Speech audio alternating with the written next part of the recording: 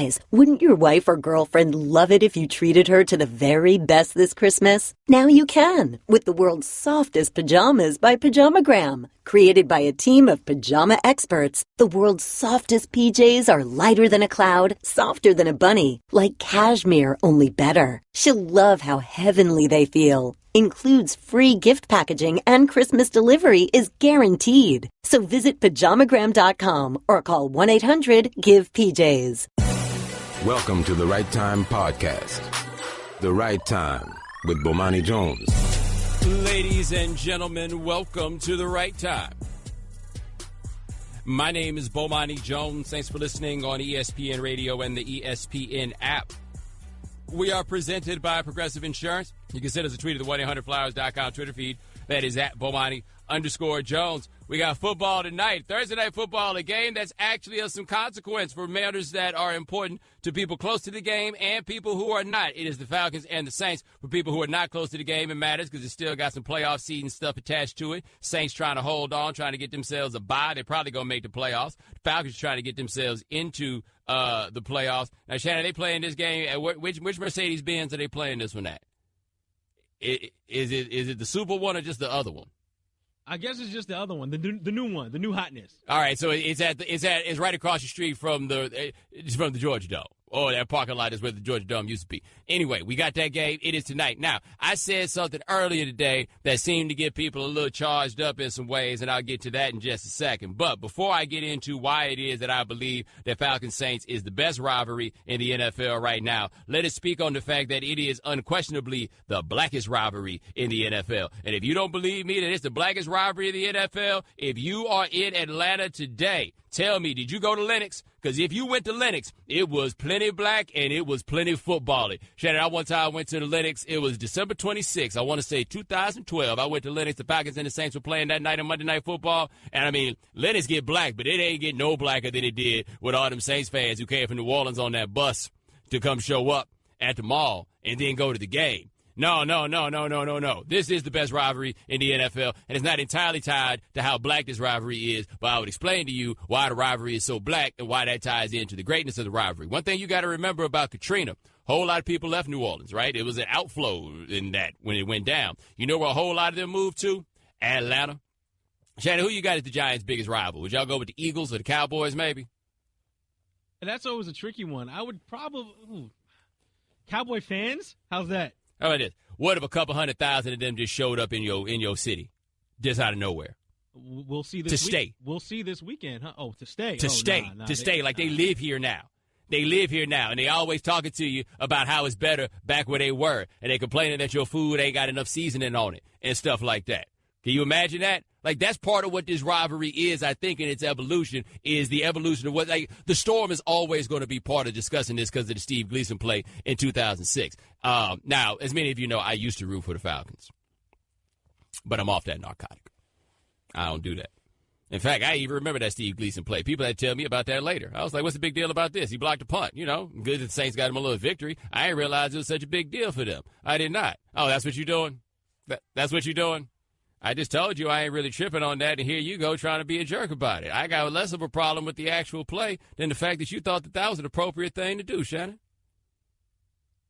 I was due for this, Bo. It's been a tough football season for me. So any chance I get, the first thing I did when I came into work today was make sure that we had the audio of that punt block. Yeah, way to go. You got any audio of the wild card game in 1991?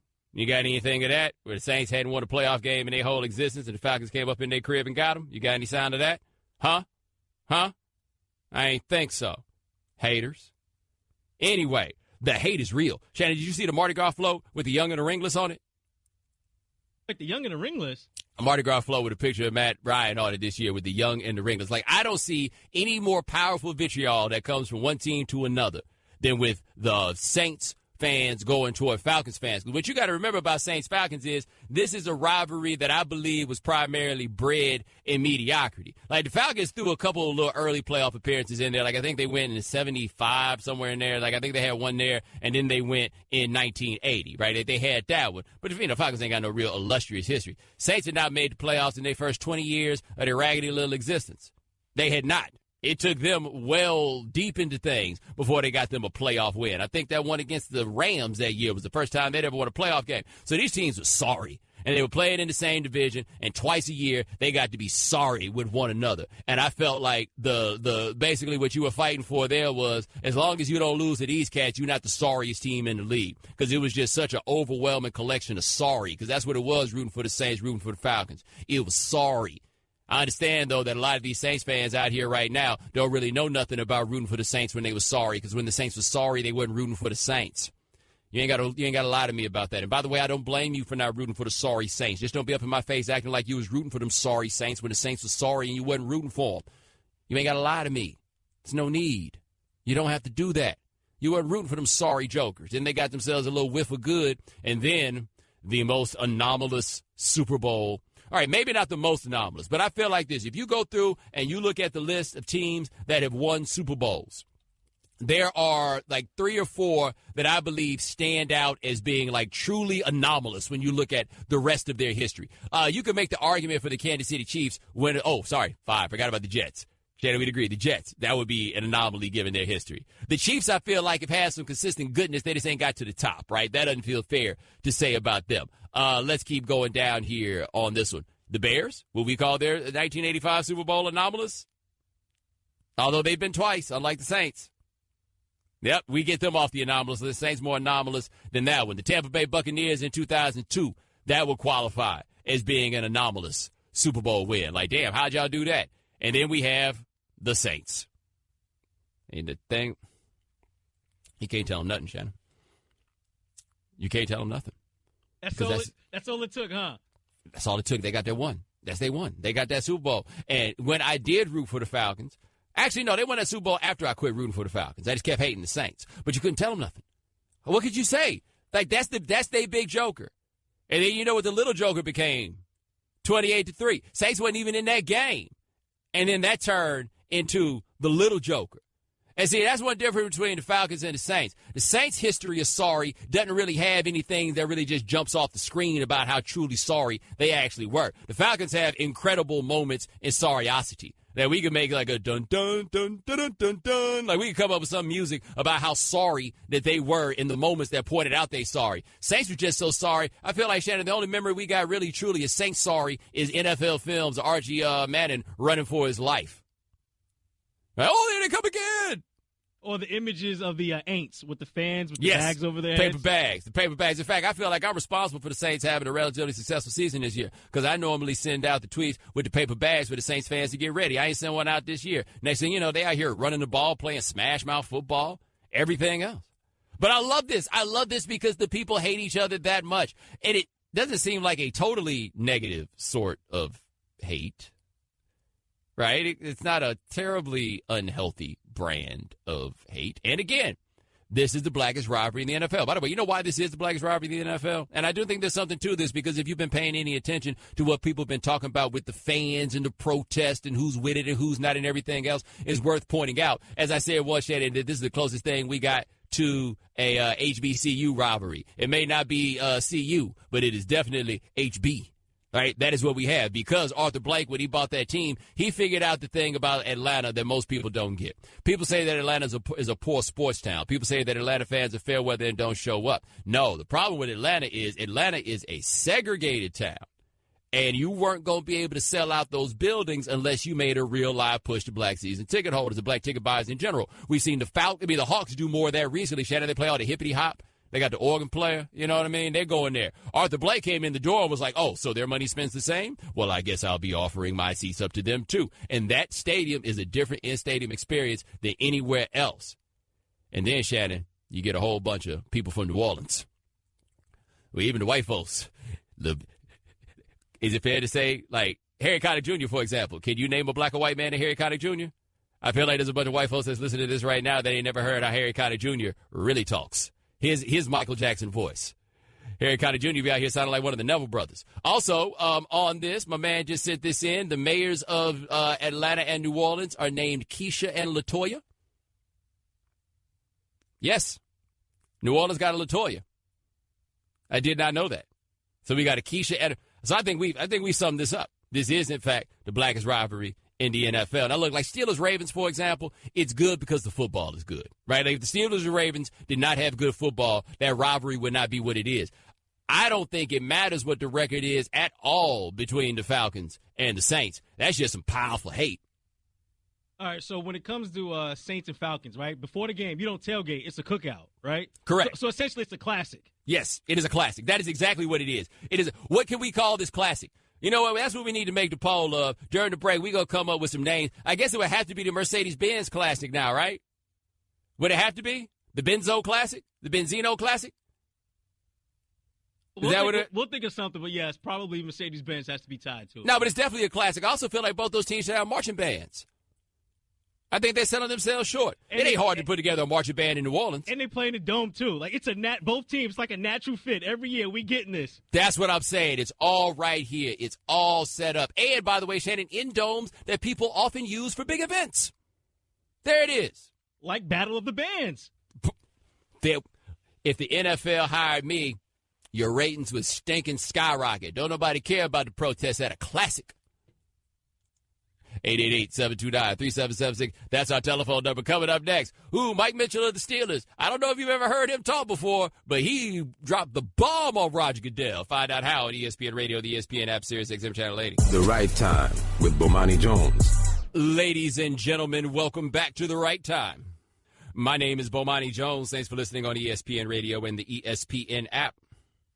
We are presented by Progressive Insurance. Cian Fahey is in studio and will join us next segment. Cian Fahey at presnapbreeze.com will join us at 4:30 Eastern. He's sitting here right now with a red Tyrone Biggums Scully, but he doesn't know who Tyrone Biggums is, so I just keep saying that, and we laughing and he not.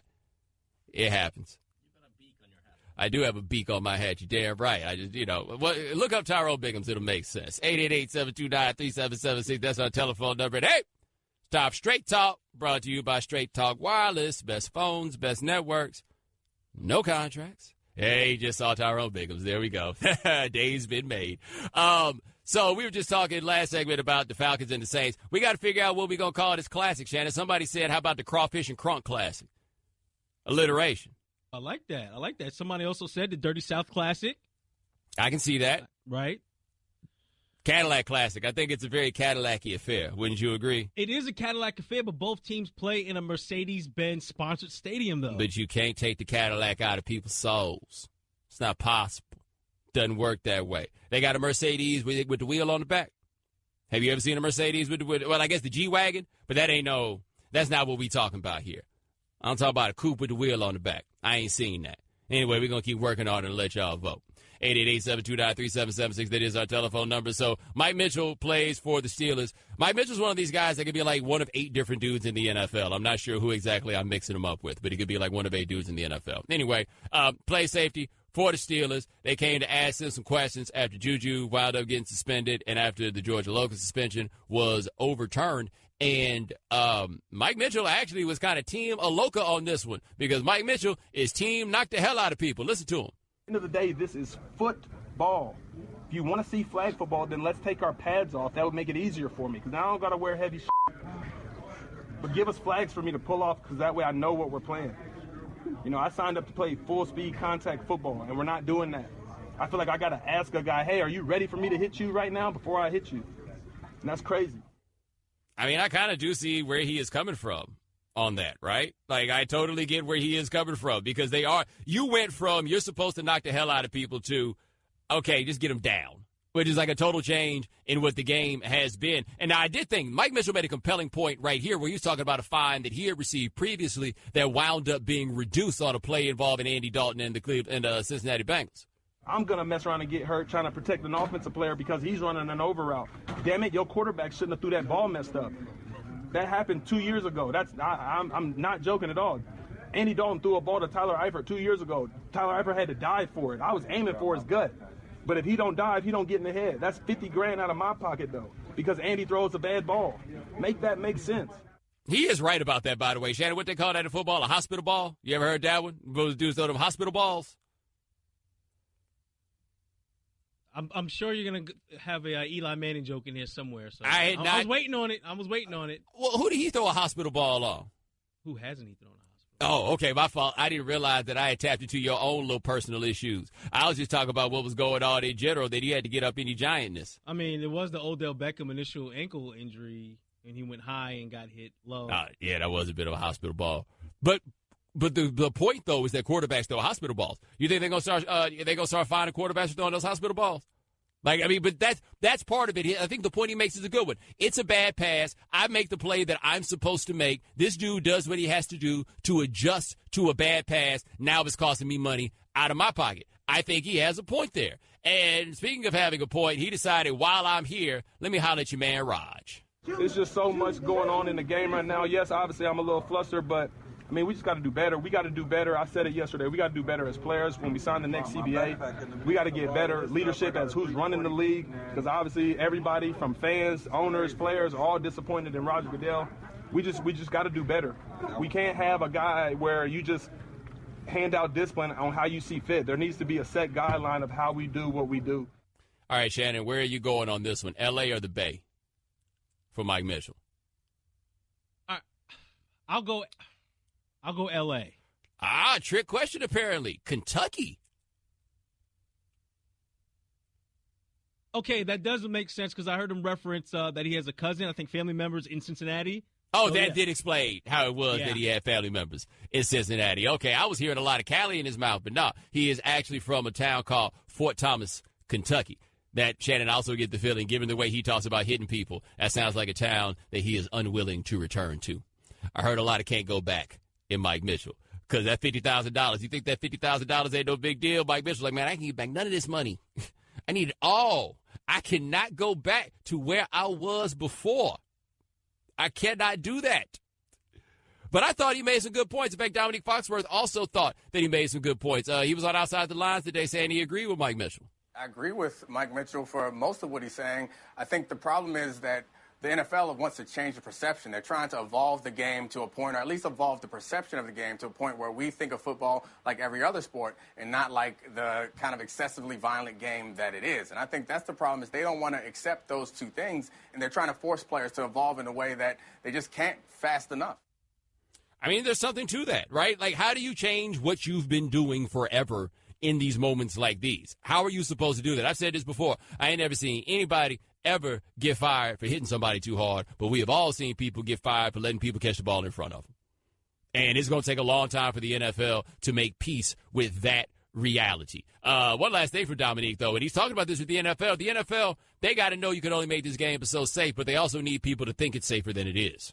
It's not fair. The NFL is not looking for fairness, though. Like I mentioned, they're trying to change the perception. It's not a fair expectation to find a guy for a play like this. Like, we all see what's happening, but it doesn't matter whether they want the players or the DBs to feel like the game is fair. They want people to believe that the game is safe. And the most ironic part about this is we want to legislate out hits like this and the Juju Smith-Schuster hit, but the game isn't actually getting any safer. The scariest play that we witnessed was a play with Ryan Shazier that will never go away as long as football happens. And the subconcussive episodes that contribute to CTE, those aren't going to go away unless we switch to flag football like Mike mentioned. So like I mentioned before, it's just about them changing perception. It's not actually about addressing the fundamental issues with health and safety for the player. Well, I think what he made there was, by the way, a great point. We done all this talking about Smith-Schuster and about Aloka. Yo, there was a dude that couldn't move his legs on the field. And we got nothing to say about that because there is no measure, like, there's no controversy there. There's no, so what do you think about this? So we don't broach that as topics on these networks that we work on because we need things that got a couple sides, people to lean on. Ain't no couple sides to lean on. Paralysis, bad. But it happened in a very, very everyday sort of way. And they're not going to be able to fix that part. Straight Talk Wireless, nationwide coverage on America's largest and most dependable 4G LTE networks. Coming up next, the Browns make the right move in moving their general manager out of there. We'll talk to Cian Fahey of PreSnapReads.com on ESPN Radio, the ESPN app, Sirius XM Channel 80. The Right Time with Bomani Jones. Ladies and gentlemen, welcome back to The Right Time. My name is Bomani Jones. Thanks for listening on ESPN Radio and the ESPN app. All guests join us on the Shell Pennzoil Performance Line, just like our next guest. Check him out at PreSnapReads.com. Also on the Nickel Package Podcast. He is in the studio with us today. His name is Cian Fahey. He got the red Scully on. I sound like Tyrone Biggums, and he looked up Tyrone Biggums, and Look, there's nothing you can say to me right now that's going to make me feel bad, because I just took a picture with Tony Reali, and it's as I described it, it's like shooting trees next to Steph. It's a way, like, I have all these insecurities I didn't know I have now. He's one of my favorite human beings in the world. Now, the Browns, Reali. Yeah. Well, I was going to let it flow. All right, the Browns, Executive Vice President Sashi Brown has been fired. Now, the thing about this is they had the whole analytics movement with the Browns, but they made the man in charge not a football man. He was a lawyer, basically, before this. Do you think they made the right move? Like, they had 7 football guys before Sashi Brown, so it's not like they can just say that was the problem, and they probably will go for a football guy now, because NFL teams tend to go in the opposite extreme whenever they fire someone. I rarely get mad with the NFL and stuff like this, but this is one of the things that kind of made me mad, because it's just flat out dumb. Like, you hired this guy, and the plan all along was, we're going to lose now so we can win later. So when you lose now, you get frustrated and you get rid of him. So you can break it down in a lot of different ways. I try and focus on what's on the field, so I'll try and stick there. A lot of the talk is, he skipped Carson Wentz, he skipped Deshaun Watson. But if you put those guys on that roster, they're not going to look like the guys they look like in their rookie season. Rashard Higgins isn't DeAndre Hopkins. He's not Alshon Jeffrey. The offensive line isn't the same. But the biggest reason that they are 0-16, the biggest reason they're on course to be 0-16 is Hugh Jackson. Hugh Jackson was a really, really good coach in Cincinnati, a guy I was really excited about this year with a rookie quarterback with an improved offense. But his play calling this year has been illogical. They throw the ball downfield at an outrageous rate, the receivers who aren't able to get open downfield. And it's why it's so frustrating, because it feels like they've picked Hugh Jackson over Sashi Brown. And Sashi Brown is a GM, and they were in the early stages. I think the one thing that's been unfair with him, outside of the actual firing, but the perception and the talk of him afterwards, is that he didn't pick the right players. No GM's going to hit on every pick, but I think he picked relatively good players. He did really well so far. Myles Garrett looks phenomenal. Corey Coleman's been hurt. We haven't really got a look at him yet. And the later picks, you're still waiting on them, but there looks like there is actual talent there. Now, you do a lot of film work, but where are you on the idea about doing baseball-style analytics with football? It's useful for trends. It's useful for looking at formations. It's more useful for me in terms of game planning rather than evaluating talent.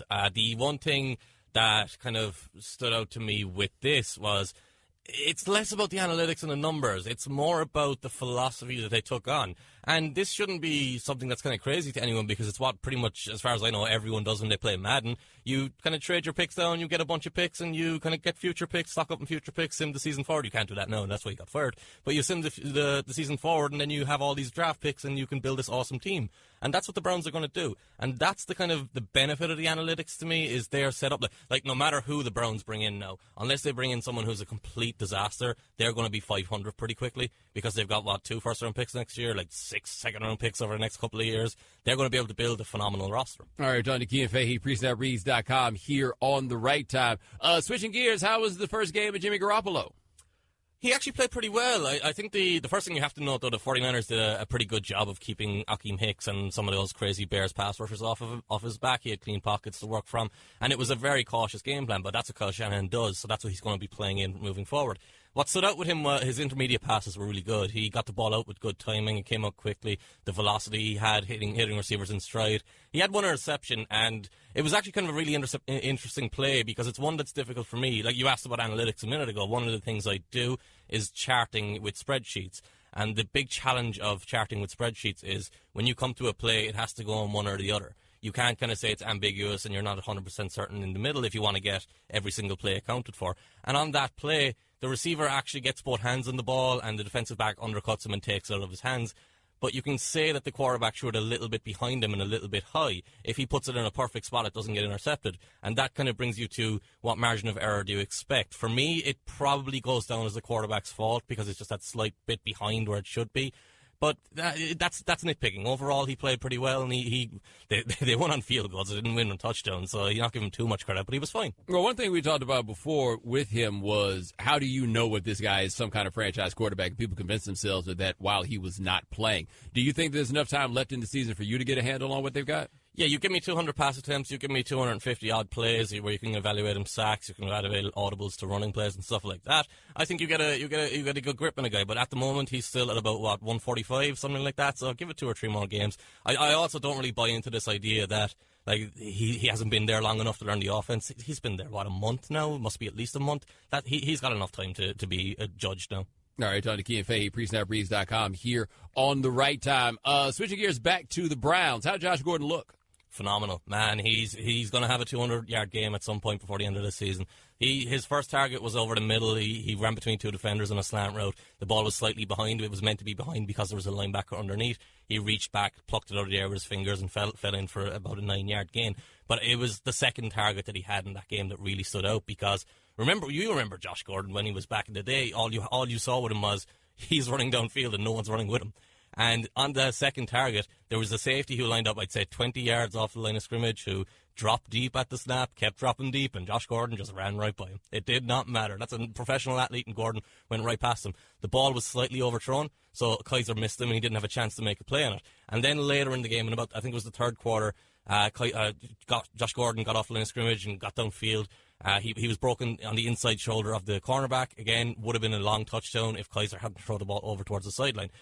Those two plays were kept his numbers down. He had one of his biggest plays. His biggest play came late in the game, but his most impressive play, where he actually caught the ball, was a play where he beat the defender off the line of scrimmage. Wasn't a great release, but as you know with Josh Gordon, because he's so physically talented, because he's so big, he was able to brush off the defender, even though the defender got a good position, got downfield. Kaiser, again, another poor ball. And he's actually been a really good deep passer as a rookie, this was a surprising game, and it's why I think why Josh Gordon will have a big game moving forward, because Kaiser is a good deep passer in general.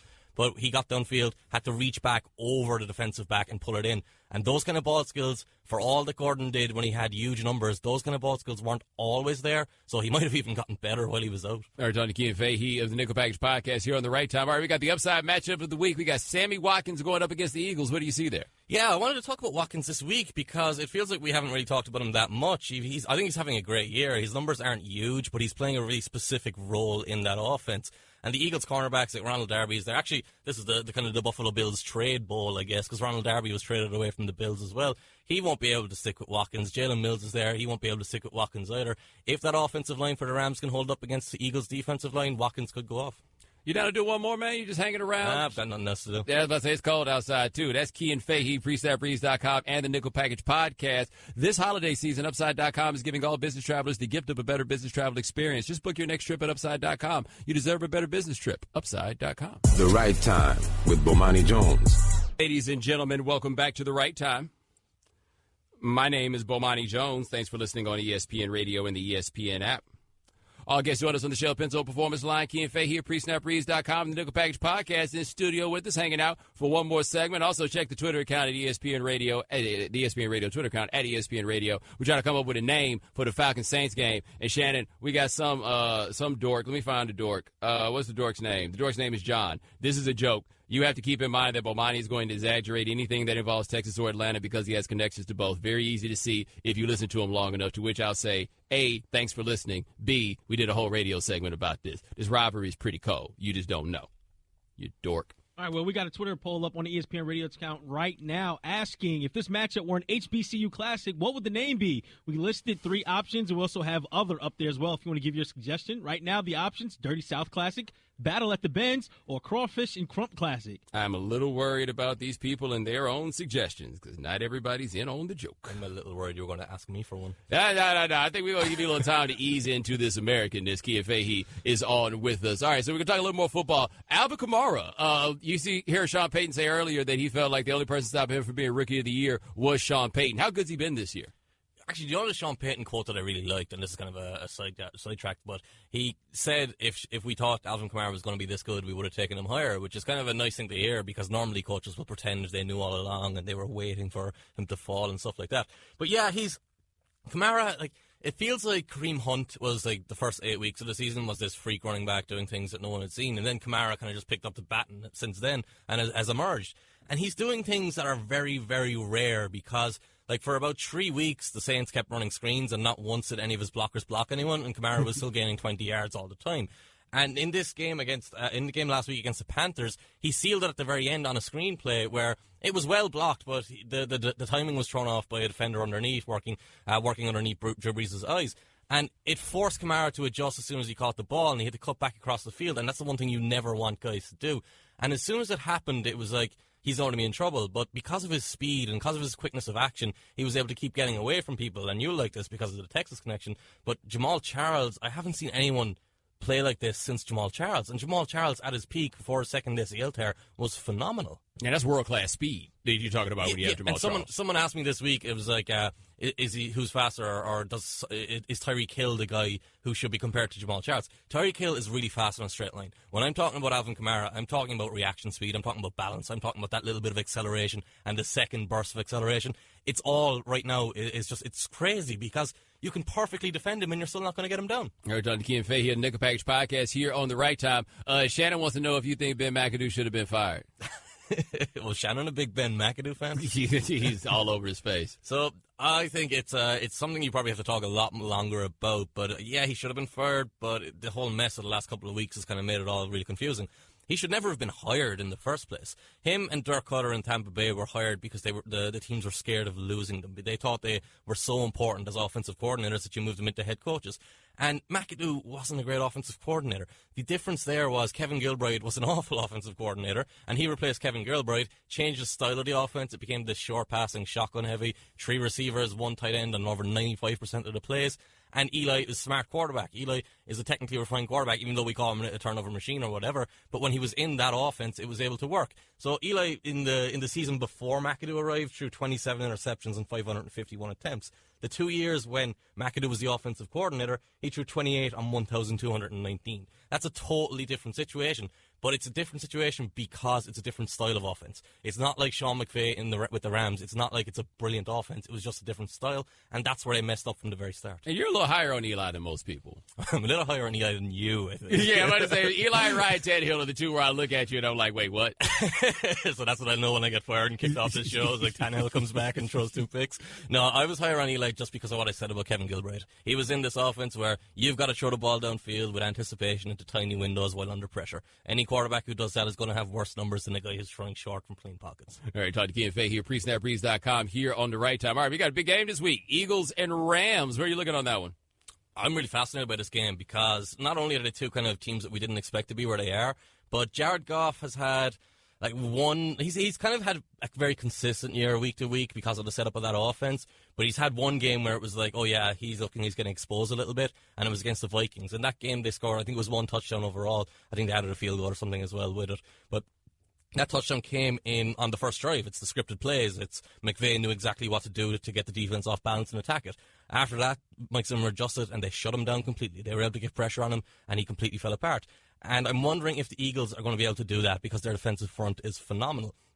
And if they do that, then it might be a little bit of a blowout. But if they don't do that, the Rams have all these weapons, they have all this quality to go after the Eagles secondary, and that might make it one of these games where we're looking at like both teams in the 30s coming down to the last couple of minutes. Now, how about the other side, where I know you were not high on the Rams linebackers, but the defense has not been bad over there this year? It hasn't been, and you can attribute that to Wade Phillips, but I'm always going to be reluctant to buy in on them right now because they have these linebackers. Like Mark Barnes is safety. He plays a lot of linebacker. He plays at the line of scrimmage a lot. He makes kind of big plays that get noticed. Alec Ogletree last week made a huge play, then looked like he hurt himself on a flip in the end zone, which is kind of sums up his career because he does a lot of dumb stuff. These guys don't get off blocks. So if you can block the defensive line, if you can handle Aaron Donald, and if you can pull a lineman coming around the corner and get him on Ogletree's body, you will run for 30 yards. Alvin Kamara, who we talked about a while ago, had a 7-yard touchdown run against them. They ran relatively well in that game. Sean Payton's play calling was a little bit questionable.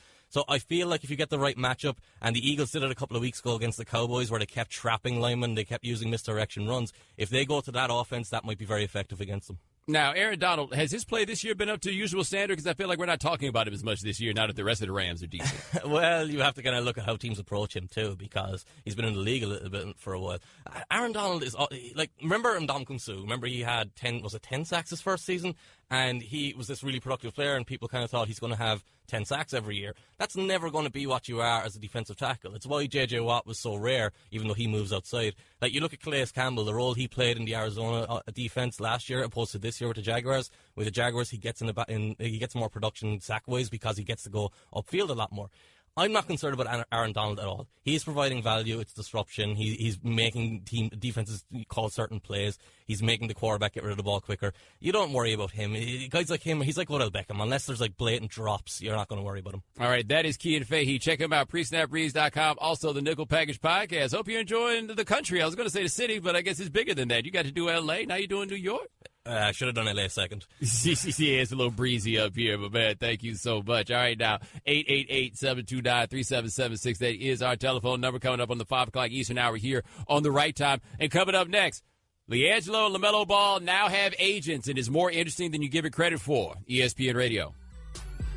Thanks for listening to the Right Time Podcast. Please come back tomorrow for more. And don't forget to listen to The Right Time with Bomani Jones from 4 p.m. to 7 Eastern on ESPN Radio and the ESPN app.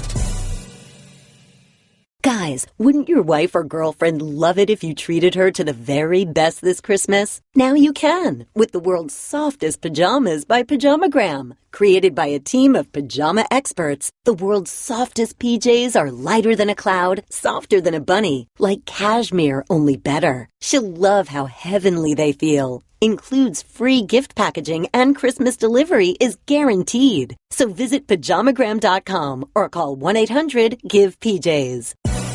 Welcome to the Right Time Podcast. The Right Time with Bomani Jones. Ladies and gentlemen, welcome to The Right Time. My name is Bomani Jones. Thanks for listening on ESPN Radio and the ESPN app. We are presented by Progressive Insurance. You can send us a tweet at the 1-800-Flowers.com Twitter feed. That is at Bomani_Jones. All right, so we have new LeVar Ball news. What is the new LeVar Ball news? LeVar Ball has pulled LiAngelo out of UCLA. We knew that, but now LiAngelo and LaMelo will sign with Harrison Gaines, who is Lonzo's agent. So, no, LaMelo will not be playing college basketball, although, Shannon, I didn't think you could play college basketball if you had your own shoe, right? Like, if you were being used to push a shoe, didn't that mean basically you wasn't going to be playing college basketball in the first place? Essentially, yeah. Steve Alford, like, one less thing I got to deal with. But anyway, these boys are signing with an agent, and the plan is for them to go play for a team overseas. Here's what LeVar had to say. He said, quote, "I don't care about the money. I want them to go somewhere where they will play them together on the court at the same time. The priority is for the boys to play on the same team." And Shannon, I feel like they could do that at 24-hour fitness or perhaps in some semi-pro league. Do they really need to go around the world to do this? And speaking of playing around the world, is LiAngelo still allowed to play in China?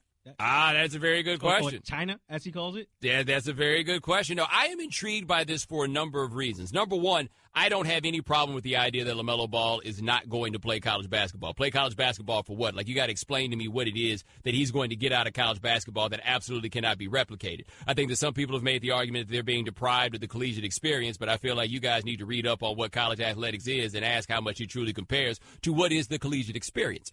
But LeVar wants them to go overseas and to do this. I do not know if this is the best idea. Again, I don't necessarily have a problem with the idea. I don't know if it is the best idea. I think it is asking a lot of a 16-year-old to move around the world. Now, LeVar says that he'll be over there and they'll have uncles who are over there with them and all of those things, but I still, even though guys in Europe do this all of the time, this seems very difficult for me to grasp as an idea of something to do. Think about Brandon Jennings, who graduated from high school. He went overseas to play ball, and you ask him about it, man. He's like, yo, it was rough. You talk to Emmanuel Mudiay, you're like, yo, it was rough. And you're not just going to be over there playing against grown men. You're going to be over there playing against grown men who are trying to get on. Like, Shannon, can you imagine who the can't go back all-stars are that are playing ball in Europe? That's an international level of can't go back. That's not just local. You got to realize how adamant you are to not go back, to be willing to go to, like, the Ukraine or one of those other places you probably hadn't heard of until your agent called you. I told you about the one time I talked to this cat who was like a little international player of sorts, and we asked him where he was thinking about playing. He was like, I don't know. Agent said Iran, Cyprus, one of them. He wasn't, although I don't think he had a problem with coming back so much as he knew he shouldn't stay, if that made any sense. But LeVar, I wondered when this first came up, my question was, like, how much input do these youngsters have in these decisions? And I became torn about that discussion because LaMelo really isn't, like, how much input is LaMelo supposed to have at 16? I don't think you have to listen to 16-year-olds. I do think LiAngelo was at an age where that's someone that you have to listen to, and I wondered if he wanted to stay at UCLA. I wondered if he was having fun at UCLA because I could see him having fun at UCLA. And I've also wondered with LiAngelo and the bold plans for the brand and everything else, LiAngelo is unlikely to be an NBA player. LeVar has talked about this with a bit of an understanding that he's probably not an NBA player unless he plays with his brothers. But do they want this? And Lonzo said that they all got together as a family and they all gave their input, and then this decision was made. Shannon, how do you think a discussion goes with LeVar Ball in the front of it, talk about, let me get your input? Discussion? Well, in order to have a discussion, you have to have a give and take, more than one person talking. I doubt very much that this was a discussion. Yeah, I'd be very curious to know how that discussion went. Like, if somebody could show me some videotape of that discussion, because I don't even know if Lonzo know what an actual discussion is when it relates to his dad, or how much of that is just a bunch of listening, right? Yeah, you're right, Dad. Yeah, you're right. No, I don't want to go to class. No, I'm good. No, I'm good. I'm straight. Here's my thing, though. You guys need to be straight with yourselves about what you claim your problems are or are not with this. And if your problem is that you feel like LaMelo Ball needs to have his full high school experience, have you been paying attention to college basketball?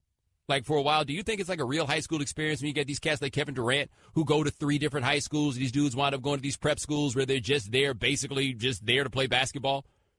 Right? Like, one thing we always notice is in college sports, I remember this when Ty Lawson was at North Carolina, and just about every year it was a question of whether or not Ty Lawson was going to leave school. And I remember I talked to a cat who played ball at that time, and he's like, no, you got to understand these prep school kids, man. It's a job for these guys the second that you send them off to a prep school to play basketball. Once you send them off to a prep school to play basketball, it's always trying to get to the league, because the whole purpose of going to that prep school basically was to get to the league. The notion of a, like, high school experience or a college experience with these guys is flawed. We've taken that whole thing away. These cats are reclassifying themselves, putting themselves in different grades, graduating earlier than they plan to, holding back so they can be bigger than the other kids and everything else. Man, people have been mutating the notion of a high school and college experience for so long, but you don't notice it because it's within the construct of that which you are familiar. I don't think that what LaMelo is doing is any different than sending your kid to go to Oak Hill. The difference is Oak Hill is in the United States. And I, again, agree. There are questions to be asked about whether or not it's the best idea to go across the world to become a grown-up when you are 16 years old. I think that's a fair question to ask. However, I don't think this is nearly as crazy as a lot of people are making it out to be. I don't. I don't think that this is nearly as absurd as a lot of people are making it out to be. And, hey, man, you might as well get some bread. Now, here's what I want to know, Shannon. What are they doing with this bread? Because LeVar is talking about building the big baller brand and everything else. How much of that is Lonzo money? Like, where the bread coming from? Look, it all goes in the pot. They're like the Wu-Tang Clan. Everybody put a percentage into the production company. You got to spend money to make money. There are all kinds of questions I have about just how it is that this operation is being bankrolled. But it's so wild how so many of us are able to see through and recognize the farce that is so-called amateur athletics in the NCAA. But the second that somebody talks about engineering a plan that does not involve going there, you go right back to the cliche narratives about it. You go right back to talking about, well, a college education is forever. Dudes are going to be in college for a year. Right? They're going to be in college for 1 year. Well, I hate that they're not getting a college experience. Their experience wasn't going to be the standard college experience like the college experience that you had. We could go through all these different things, but we are so naturally tied to and so naturally wedded to the idea that you are supposed to go to college that even those of us who intellectually understand that what is quote-unquote college in this case is not the same, we still bristle right fast at that idea of, oh, my God, you're not going to go to college? But you can go to college. And now I still think, this is my general belief about life. College is the best bridge that they have come up with between childhood and adulthood. It's the best one. They haven't come up with anything better yet to give you that taste of freedom while also having enough constraints around you that, in case you mess up, you got room to do so. I still think that college is the best place for you to do that. I also understand that college is a bit of a farce in terms for athletes. So I can't necessarily encourage that people go sign up to be in the machine that is college athletics. But I still think that college athletics is probably the best way to do this. It's probably the best way to get ready and the best place for you to mature. Now, what'll be interesting to me about LaMelo is LaMelo been a big deal everywhere he's been. He's been a big deal at Chino Hills. He had the big deal at these AAU tournaments. They're not necessarily going to care about him over there. And Shannon, he's going to be running into the hardest screens. Can you imagine being 16 and built like LaMelo or running in one of them grown-up Euro screens? Like, this cat's over there is going to be trying to get to the NBA setting screens alone. That's what I do. I just stand here. And see, it's going to be different, too, because if you remember a couple years ago, was it Jeremy Tyler out Yes. of, what, I believe it was the L.A. area, or San Diego. San Diego. And he skipped, his senior high school. Yep. He played overseas for, 2 years because he Never wasn't heard from him eligible. again, right? He had a couple stints in the NBA, the Knicks for one, but he never really amounted to that star potential that he could have. But what I'm saying is he found it tough, as you said, with Brandon Jennings. And this dude is, 6'10". So imagine a guy like LaMelo, whose body hasn't developed yet, going against these grown men overseas. Yeah, and Tyler wound up feeling like he got caught in other people's agendas, right? Like that was part of the thing with him, which I think is a fair question to ask about what's going on here. But I know who is happy about this news. Magic. Magic, like, so let me get this straight. You saying that you're going to have to spend weeks at a time out of the country over there with LaMelo? Yeah, I think it's a great idea. Yeah, I'll think about drafting him. Yeah, that's cool. Yeah, I can do that. Yeah, whatever. Just go. Just get on the plane. Like, actually, it's not so much Magic, because Magic ain't worried about it. It's Luke Walton. Luke Walton over there like, look, if you need me to write a letter of recommendation for your boy, don't, just come holler at me. I'll do whatever I can to get you up. I mean, whatever it takes to advance the basketball careers of your sons. 888-729-3776. That's our telephone number. Give us a call. Coming up next, there's another level of this LiAngelo, LaMelo situation that we're missing. Is 19 years old actually adult? You're listening to ESPN Radio, the ESPN app, Sirius XM Channel 80. The Right Time with Bomani Jones. Ladies and gentlemen, welcome back to The Right Time. My name is Bomani Jones. Thanks for listening on ESPN Radio and the ESPN app. We are presented by Progressive Insurance. Steven Jackson will join us next segment. Steven Jackson will join us at 5:30 Eastern. This holiday season, the best deals are at 1-800-Flowers.com. Right now, when you order the Holiday Light Roses Bouquet, you'll get double the flowers at no extra cost. Go to 1-800-Flowers.com/ESPN. That's 1-800-Flowers.com/ESPN. Talked a little bit earlier about the Saints-Falcons being the best rivalry in the NFL. We got a salty Saints fan on the line. Let's talk to Kevin from Ohio. Kevin, why are you so salty? Hey, Bomani, how you doing? Doing all right, man. Hey, first off, I'm going to take Grambling or Southern with the Saints against any other band that you decide to take versus us. I'll say it right off the bat. I'm with that. Absolutely. Second of all, let me tell you something. I've been a Saints fan since 1988. All right? Born in 82, Saints fan since 88. And we had some bad teams, bro. Don't tell me that we were not around rooting for our team. Whoa, hold on, buddy. Hold on there, buddy. 1988, the Saints made the playoffs. Those were the glory days of the Saints. That's not the misery of the Saints. When they was sorry was way before that. That's actually when they was halfway good. They were okay. And let's look at my Dawn Patrol shirt. But I tell you what, I was around when Dicker had us 3-13 2 years in a row, and I was going to the home for that. But let me tell you something. I will tell you this, and this is bad respect to you. Who That Nation, we were listening to you today after the Super Bowl, when you gave probably the best segment in sports that I've ever heard in my life.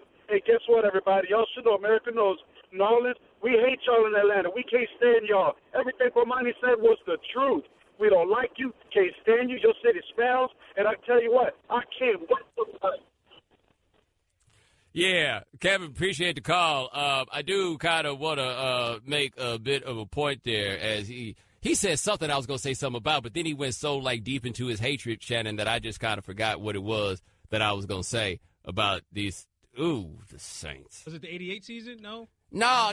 He thought about I don't care about the Falcons anymore. Saints fans are so difficult not to despise. Like, in everything about them, in the core of their souls, it becomes, that's what I was going to have a problem with. Stop saying Who Dat Nation. There ain't no Who Dat Nation. Okay? There is not. Y'all got 504, maybe some of 225. Y'all are not a nation. I think you can look this up. The state that, I forget how the percentage, basically the lowest percentage of people from a state who actually move out of the state is Louisiana. Y'all ain't no nation, although I can make the argument that Louisiana is like another country. Third world country, I guess we don't use that term anymore. Developing nation, to be exact. There we go. And just as a reminder, we have a poll up on the ESPN Radio Twitter account because Bomani considers Saints v. Falcons the best rivalry in the NFL. And we think this matchup feels like an HBCU classic. So if we were to have an HBCU classic featuring the Saints and the Falcons, what would that classic's name be? Right now, we have the Dirty South Classic, Battle at the Bends, Crawfish and Crump Classic, or other. So please submit your vote there. Who that nation? You know what that reminds me of? When Notre Dame fans be talking to me about we the Irish nation. You know what the Irish nation is? Ireland. That's what the Irish nation is. That's right, Ken. It's Ireland. Ain't no Irish nation. You're like, no, if you want to go to Irish nation, get a plane ticket and a passport. Same with the Who that nation. Nation. Just a bunch of people from Louisiana. That's all it is. Anyway, we were talking about LeVar Ball and signing his kids up with agents to go overseas. And I wound up in discussion with my man Ryan Jones. He used to work at Slam. Maybe he still works at Slam. I don't know. But Ryan Jones was talking to him about this. My man Tony Passati up there in up in the West. We were talking to him a little bit about this. And it got into this interesting discussion of how old is 19, right? Dave Chappelle did this routine that I don't know if he could get away with doing in 2017 about how old really is 15. It was absolutely fascinating intellectual exercise that he goes through there with some graphic things that I don't think that he could do in this day and age. But anyway, the logic behind it is fascinating, which is basically the idea of how grown or how childish we think somebody is when they're 15 is fluid based on the agenda that somebody has while they're in the course of the discussion. 19 is totally that place. So we're at this point now in our society where parents, I feel like, are way more involved in the lives of their college age and post-college age children than they have been previously. I saw a story not that long ago about these damn millennials, and it was talking about how these jobs, when they do like their job fairs and they're hiring, they have an open house for parents so that parents can come in and see if they feel comfortable with their kids going to work at a place like that. And I can't imagine entertaining somebody's parents at a damn job. What I'm gonna look like doing that? Like I can't grasp that. When I worked as a college professor, I was fortunate. I never had to deal with anybody's parents hitting me up with questions about their kids or anything else. But college professors talk about this all the time, that they deal with more emails and more phone calls from parents and questions and everything else for people who are in theory grown. So I've heard people raise the point, and I think it's a fair one, at least on its face, about LeVar coming in. Can he tell LiAngelo, you're not going to UCLA anymore? Like, can he do that? Should he be able to do that? Right? And the answer is, if most of your parents had walked in when you were 19 and been like, you coming home, you were going to be coming home. In part because they'd be like, I ain't paying for it no more. Now, you can say LiAngelo's on a scholarship or whatever it is, but let's not pretend as though 19-year-olds are that independent of their parents. Let's not act like if you want to be independent of your parents at 19, there's only one way to do it. Get a job. Get a job. Get a lease. That's the only way you can do it. But you know what the problem with that is, Shannon? You got a job and a lease, and now you got to pay it. Being independent from your parents means not taking no money from your parents. See, that's the thing. Being independent from your parents means what? Being independent. Meaning that's all you. Being independent is so great when you out staying out as late as you want to. It's so bad when they're cutting off your lights. It is an awful thing under those circumstances. It seems so great on its face. It really does. So I agree. I worry about how domineering LeVar is on his lives with these kids because I have no idea what these kids actually want. Like, do they want the big baller brand? Do they all want to play together? How does Lonzo feel about this? Because Lonzo is floating this whole situation. However, don't let your agenda or your distaste for LeVar Ball get you in a place where you're acting like you don't know what 19 and 20 really is, right? Like you're acting like 19 and 20 gets to do whatever it is in the world that they want to do. No. You don't get to do that. That's not it. Because we know 19 is only but so grown. And it's funny, when you like somebody and they get in trouble at 19, oh, he's just a kid, he's 19. When you don't like somebody and they get in trouble at 19, I mean, try him as an adult. He is an adult. Yeah, that's the other part too, Shannon. People talk about, depending on how they feel about 19, they try to lock kids up at 14. But if it's a 19-year-old they like, hey, it's just a kid. It's just a kid. He's a kid. He's going to make some mistakes. Yeah, that's all it's going to be. That's the game. All right, 888-729-3776. That is our telephone number. Talking about the Saints and this Who Dat Nation and stuff. Some guy said, how do I feel about Raider Nation? I think the Raiders have an actual real live national fan base, right? Like, I think there's so many different places where you can wind up and the Raiders have fans that show up. It ain't like that with the Saints. Like, maybe a bunch of Saints fans show up after they get off the megabus. That megabus coming from Louisiana, because that's where y'all at. Somebody said, I'm in my feelings about the Falcons. Fool, you don't understand this. I don't care about the Falcons. I hate you. Those two things have now become totally separate points. Michael Williams. Shady, you can vouch for this because people think I'm making this up. When the Falcons lost the Super Bowl, did you notice any pain in me or any hurt or anything like that at all? No, because it was a bunch of told you so's. Yep. Whatever happened to that dude that came up on me while I was out with a woman and he was out with a woman and tried to talk slick to me walking past me talking about I heard what you were saying about Atlanta on the day of the Super Bowl? Should have clowned him like LeBron clowned that dude last night. That's your girl? Because she's filming me. You bum. Coming up next. What's a former player think about LeVar signing his boys up with an agent already? We'll talk to Steven Jackson on ESPN Radio, the ESPN app, Sirius XM Channel 80. The Right Time with Bomani Jones. Gentlemen, welcome back to The Right Time. My name is Bomani Jones. Thanks for listening on ESPN Radio and the ESPN app. All guests join us on the Shell Pennzoil Performance Line, just like our next guest. Check him out on The Jump and on ESPN, talking about the NBA. He's in studio today. His name is Steven Jackson. Steven, what'd you think when you heard about the idea of LeVar Ball sending LiAngelo and LaMelo over to play overseas? Well, at the end of the day, they're not going to play at UCLA. Neither one of us was going to get a chance to play. So that was a smart thing. I mean, to get them playing, keep them around basketball, get them away from here for a while, let them go overseas and play basketball and continue to work on that game without a distraction. I think it's smart. I don't think the older brother has a chance to get to the NBA. I know the younger brother is going to be a star. I really feel like he has the best chance. But to send them overseas to get them playing basketball and away from all the nonsense is super smart. Now, you played overseas when you were young. How tough is the adjustment for you? It's hard. I mean, it's definitely hard to see they're in different situations. They from Chino Hills. Their parents got money. They got before they go overseas, they got Ferraris and all this stuff. Me, when I went overseas, I didn't have a dime to my name. I didn't have nothing. I was fresh off the block. My mama really didn't want to see me. I had to get a passport just to go out there. That was my really first time being out the country. It was my first time, so it was hard for me. I didn't speak Spanish. I didn't know anything. So it was a culture shock for me. It was a life experience for me, I tell you. Because the first day I got there to Venezuela, my driver picks me up, and we got to go straight to practice as he picks me up, and we get to like where we're going under a bridge, but it's like 4 cars in front of us, and the cars just stop. So traffic is moving slow, and he's trying to tell me what's going on, but I really didn't understand Spanish, my driver.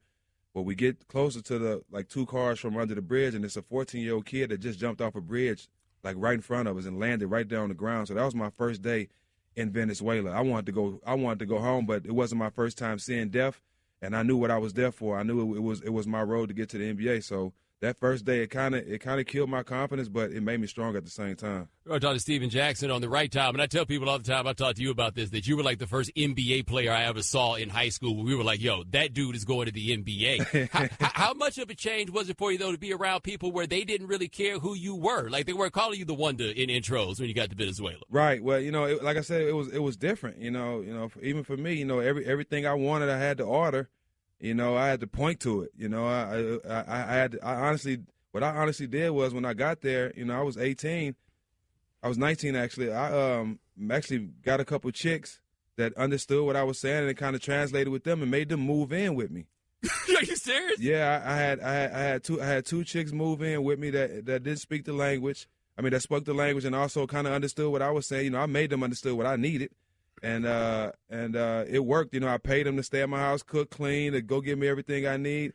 Even when I needed a little smoke, they knew where to get that from too. So it was smart. One thing about me, I can adjust anywhere because when you come from nothing, you know how to make it nothing out of something. You are the man.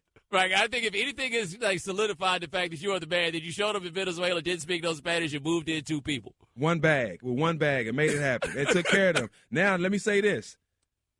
I went out there and made $35,000. I probably came home with about $4, but I enjoyed myself. Those ladies, I changed them ladies' lives, and I learned a little Spanish. We're talking to Steven Jackson here on The Right Time. Now, sticking with this, man, what do you think has been the biggest issue for Lonzo? Is it really just the shot? Nah, it ain't the shot. People, I think people are too hard on him, but it's all the after effect of his dad running his mouth. He's going through what every rookie goes through.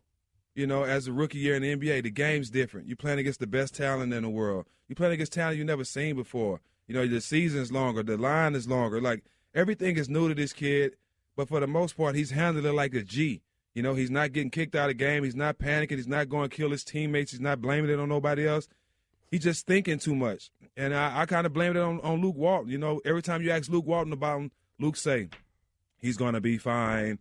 He's a good, tough kid. Da-da-da. No, Luke, stop giving him the gas, okay? Stop putting batteries in the back. What you need to tell him is, Lonzo, look, stop worrying about what everybody's saying. Stop worrying about all the pressure your dad put on you. Stop worrying about people saying you're J Kidd and you're Magic Johnson. Go out there and do what you've been doing your whole life, what you know how to do and what you love, and that's play basketball. Next year, you worry about the other stuff. You're a rookie. You got to learn the game now. Well, do you think that Magic has also been a part of that? Because Magic says we're going to retire his jersey. Well, the different thing with Magic, yeah, Magic is trying to give him confidence, but you got to think Magic is looking out for his organization too.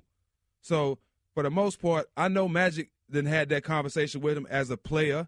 You know, Magic's a real one. I'm pretty sure Magic is going to have a time, if he hasn't already, put him to the side and just, look, play the game. Let us handle everything else. But as a head coach, Luke got to be more real with him. All right, talking to Steven Jackson here on The Right Time. What do you think about Kevin Durant making it look like he wanted something with Boogie Cousins? Man, I don't know why people think KD's a punk, man. KD from Maryland, Baltimore. Ain't no punks out there. I don't know no punks from Maryland to Baltimore. Me personally, and you know, I don't speak on stuff I don't know, and I don't need friends. I don't need nobody to be my friend, so I ain't vouching for nobody for no type of accolades. Kevin, I don't think KD's a punk, and I know for sure Boogie Cousins ain't no punk. But I know for sure that they really didn't want to fight either. You know, it was a little argument. They got kicked out, and seems like everybody gets madder when people get in between them. Okay, you wasn't that mad when wasn't nobody, and everybody get mad because you got people there to break it up. They didn't really want to fight, and I don't think those guys really have bad blood. It was just, you know, the passion and the moment of the game. Because at the end of the day, if you want to fight, it's easy to throw a punch. Can't nobody stop you when you're 7 foot. If you want to throw a punch, if you're 7 foot, 200-something pounds, you want to throw people out the way and throw punches, it's that easy. I can do it at 250, so I know they can do it at 270. Well, do you think the league almost makes this happen? Because they've eliminated, like I talked to somebody about this, this is the first generation of people who have never seen their favorite players get into a fight. So then when these things happen, it seems like everybody has to, at the very least, show that they're willing, even if they know it's not going to be a fight. Yeah, because they know. All they have to do is look at the Kobe and Chris Childs fight. Chris Childs is the pro at it. Man, listen, NBA fight. You throw the first two punches, you know they coming. You throw the first two and land them, you win. You look like the gangster to the whole world. All right? And that's just how NBA fights all last. The first two punches, if you throw the first two, you know they come and break it up, get out the way, you win. At least you don't look like a punk. We are talking to Steven Jackson here on The Right Time. Before we let you go, man, what have you thought about the Cavs in this, 13-game winning streak now? I'm honestly, Bomani, I'm not surprised. I said before the season, the best and the most experienced roster in the NBA is Cleveland. They have from 1 to 15, they have a solid roster. Experience, championship experience, playoff experience, solid defenders, role players. They have it all. But they have the king. Excuse me. I didn't say that right. They have the Kang, K-A-N-G, and he's going to be the Kang until he decides not to be the Kang. He's getting better 15 years in. He always figures it out. People like to say stuff or this, that. You don't do nothing but piss LeBron off. He always figure it out, and I'm not surprised at all. Right now, do you think that Derrick Rose being away has helped them? Nah, man. You know, I'm not going to be the person to jump on D Rose and say him being there is not helping him, because the first thing, it could be a possibility Isaiah can come back and hurt him. So Derrick Rose has been through a lot, man. I'm actually pulling for the game, but I'm glad he's coming back. I hope he can just get back to playing basketball, because I still feel like he has some left. But for the most part, Derrick Rose and Isaiah can really help this team get a championship. Well, what do you think about the way that a lot of people have piled on to Derrick Rose? Because at one point, everybody loved him because he wasn't LeBron, and then the turn came. Yeah, well, I mean, what have you done for me lately? That's why. You know, if LeBron got hurt and didn't play for a year or two, they're going to be killing him too. You know, he hasn't really done anything in the game, and he's making a lot of money from Adidas. He's got some big contracts. And, you know, people expected a lot from him, but, you know, you can't expect what he can't give. You know, he's been through a lot. That is the great Steven Jackson of Port Arthur, Texas. My man, thanks so much for joining us. I appreciate it. Man, anytime for you, my brother. All right, man, you take it easy. ESPN Radio is presented by Progressive Insurance. More independent agents sell Progressive Insurance than any other brand. Find an agent at Progressive.com. Now, that's Progressive. That was the bomb. The Right Time with Bomani Jones. Ladies and gentlemen, welcome back to The Right Time. My name is Bomani Jones. Thanks for listening on ESPN Radio and the ESPN app. All guests join us on the Shell Pennzoil Performance Line. Thanks to Steven Jackson for joining us the last segment. Orlando Ledbetter of the Atlanta Journal-Constitution will join us at the 6 o'clock Eastern hour. ESPN Radio is presented by Progressive Insurance, so you can test drive Snapshot even if you have insurance with another company. See how much you can save before you switch. One thing I want to say, by the way, Shannon, I think a lot of some Saints fans got mad at me because I said something about Louisiana being a developing country. And I just want to explain this one to you folks. I had a professor when I was in graduate school, and he said he had done a year visiting at Tulane, and he said he came back, and he was like, it felt like a developing country. And then he started rattling off all these reasons. He was like, the staggering levels of poverty, the crazy income inequality. Let me find what other things he was talking about. The incarceration rate is another thing that wound up being pointed to, like all these different things that he talked about. And I was like, wow, you might have a point. Yeah, he was like, the corruption. Forgot about the corruption because nobody does corruption quite like Louisiana does corruption. So just so you guys know, I wasn't fussing at you as much as I could actually go through textbook definitions of some of these places, and you check a lot of boxes. It's also part of what makes you guys so much fun. That's the other thing, too. I love Louisiana for hanging.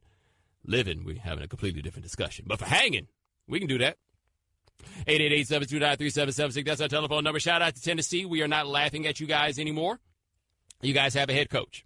You are no longer just a round laughingstock. Not only did Tennessee wind up getting a head coach, they got a head coach that's actually like a pretty decent hire. Is not one that you really have to explain why it is that you hired the guy. They hired Nick Saban's defensive coordinator. Last school to hire Nick Saban's defensive coordinator was Georgia. They did it with Kirby Smart. It worked out pretty well by getting Kirby Smart, and Kirby Smart's about as much fun as an algebra test. Like, we're not talking about the most charismatic man in the world, but they went over there and they figured out a way to make this thing work. And we joke about Phil, the former strong arm, his way to athletic department, athletic director. Not a bad move, man. Like, this, I think, was a strong move for them. The only thing that I find to be interesting about this is, do you realize how many schools in the SEC are trying to out-Saban?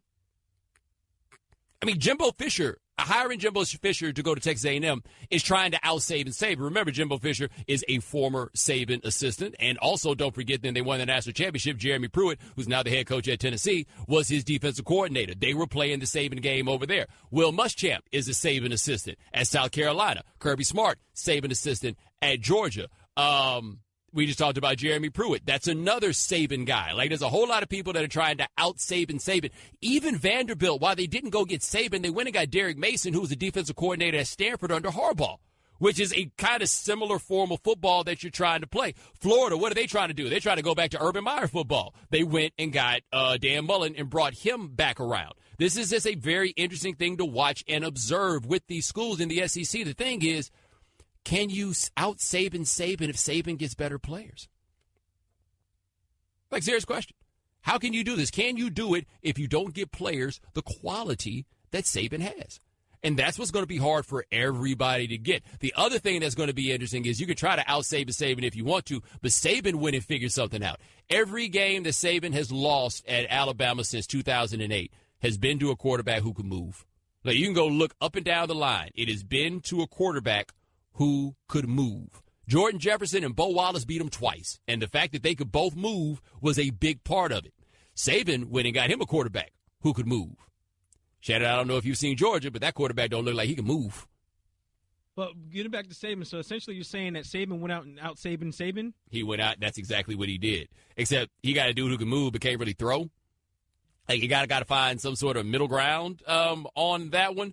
But I don't know if trying to out-Saban is the play. So what's going to happen with Pruitt is going to be the question you have with all these defensive guys. What kind of offensive coordinator is he going to hire? Now, is he going to hire an offensive coordinator in the ways that many defensive guys, including a longtime Nick Saban, hired offensive guys, which are dudes that will minimize the risk so that the defense can win the games? Or are they going to hire an offensive coordinator like Bob Stoops, who made one of the more visionary hires of an offensive coordinator ever when he took that job at Oklahoma, which is he hired Mike Leach. And the reason he hired Mike Leach was he said that he looked around at Florida, and when he was defensive coordinator at Florida, and said, I'm going to hire the guy when I get a head coaching job that has the hardest offense for me to stop. And Mike Leach was the guy that had the hardest offense for him to stop. He brought in Mike Leach that effectively changed the course of football in the Big 12 forever. by hiring Mike Leach to go to Oklahoma. Leach wasn't even still there when they won the national championship. It didn't matter. It just changed the landscape of how to do it. So with Pruitt, what's the offensive game going to be? Because if you think we talked to some people about this before, and maybe they're going to run like a power spread of some sort, a power spread, pro-style sort of offense, maybe that'll go. But if you're going to out-save and Saban, you better get the quarterbacks that can also out-save and Saban. And Shannon, I guess this means next year we'll get to enjoy that pair of quarterbacks at Tennessee that I love so much. The white dude named Quentin and the black dude whose last name is Garantano. Yes, one of the things I'm looking forward to the most next year. Get ready for it, folks. It's coming, man. Like, that's one thing about the ACC, man. The arms race never stops. Everybody's always ramping this up. It never stops. But Tennessee, given how ridiculous they looked just last week, they made a quietly good hire. And if there were two things that we did not think that Tennessee would be capable of doing, it would be quiet and good. And by the way, Shannon, apparently he has hired Clay Helton's brother, to be the offensive coordinator. I don't know if that's going to be enough offense. I thought Chad Morris was the guy they should have hired, and the reason I thought Chad Morris was the guy they should have hired is at the very least, you may not be good, but you might as well score points. I think, like, primary concern for me would have been we're going to get somebody out here that can score some points. You need athletes to play defense. You need scheme on offense. You can scheme your way to success on offense. You need athletes in order to play defense. Tennessee can get athletes. No matter what anybody tells you about what the job is turned into, your job's as good as the players as you can get. And Tennessee, Alvin Kamara, Derek Barnett, these are the guys we're talking about. They sent a bunch of guys to the league last year because you could still get NFL caliber players at Tennessee. Now you just got to win. All right, 888-729-3776. That's our telephone number. Coming up next, LeBron feels like he's being taken for granted. Is he just whining? ESPN Radio. Thanks for listening to the Right Time Podcast. Please come back tomorrow for more. And don't forget to listen to The Right Time with Bomani Jones from 4 p.m. to 7 Eastern on ESPN Radio and the ESPN app. Guys, wouldn't your wife or girlfriend love it if you treated her to the very best this Christmas? Now you can, with the world's softest pajamas by Pajamagram. Created by a team of pajama experts, the world's softest PJs are lighter than a cloud, softer than a bunny, like cashmere, only better. She'll love how heavenly they feel. Includes free gift packaging and Christmas delivery is guaranteed. So visit pajamagram.com or call 1-800-GIVE-PJs. Welcome to the Right Time Podcast. The Right Time with Bomani Jones. Ladies and gentlemen, welcome to the Right Time. My name is Bomani Jones. Thanks for listening on ESPN Radio and the ESPN app. We are presented by Progressive Insurance. You can send us a tweet at the 1-800-Flowers.com Twitter feed. That is at Bomani_Jones. Man, if you weren't listening early, I'm going to say this again. Go download the podcast and check out Stephen Jackson. That Stephen Jackson interview, I have never been more intrigued by, like, could we make a movie out of that? Stephen Jackson goes to Venezuela? Because his stories of moving to Venezuela and figuring it out. I'm talking about LiAngelo and LaMelo. I'm like, I'm not sure if they can handle it and all this stuff. Stephen Jackson said he got down there to Venezuela. He ain't speaking no English. He said he moved 2 women in who did speak English to work as his translators. And, by the way, did he say he changed their lives? Learned a little bit of Spanish and he changed their lives. I had all the questions about how he changed their lives, but felt like it was a good time to move on to something else.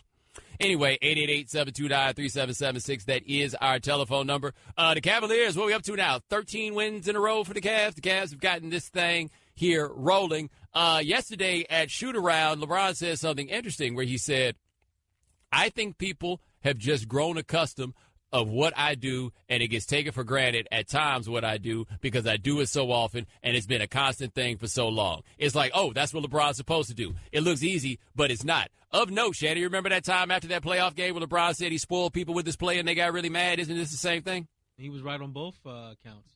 Yeah, but this is like very much the same thing that he is saying here. But he's got a point here. Look, LeBron's true shooting percentage, career high, 66.4. His three-point percentage is a career high, 41.6. He has the highest assist percentage of his career, highest block percentage of his career. He wants to get up to 80% at the free throw line, hasn't gotten there, but he's at 77.3. He is as good as he has been. He has not won the MVP since 2013. I believe 2013 is the last time he won the MVP. But what's crazy about it is I don't think I did not think he deserved the MVP in any of those years. So 2014 was Kevin Durant, and I thought that Kevin Durant at the very least put up a better statistical profile that year than LeBron James. The next 2 years were the Steph Curry years. And now, because I'm old, I have already forgotten who won the MVP last year. Oh, yes, Russell Westbrook. That's right. That's the guy that won the MVP last year. I didn't think LeBron was the MVP in any of those years, which is crazy because, okay, I admit I was one of those people who had decided that Steph Curry had become the best player in the NBA, which LeBron decided to let us know that that was not the case. That was not the case at all.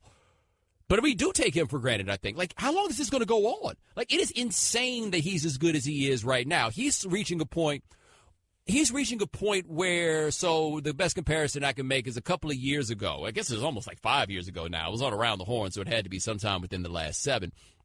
But Serena Williams had gotten up to that age where tennis players started falling down. That it was, she was coming off some injury or whatever it was, and I thought that it was preposterous to simply assume that she was going to be able to roll as she had rolled up until that point, because she was at that age where these things kind of start slowing down.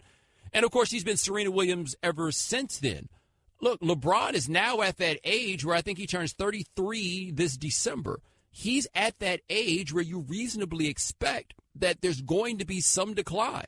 Now, he's not the defensive monster that he used to be. That's one thing I do think that has happened, is that guys like this, like Kobe had the same thing happen, where there were some offensive numbers that he was able to keep up into a certain point, but it was in part because he wasn't doing it like that on defense anymore. LeBron can still give you that, like, concerted effort defense, but he's not the defensive player that he was, like, 2012 with Miami, where he could shut down Derrick Rose and he could shut down Pau Gasol. We're not at that point with him right now. Still, top-end LeBron defense is probably as good as anybody else's top-end defense is in the league, but it is nuts that he is still able to do the things that he can do at the level at which he can do these things.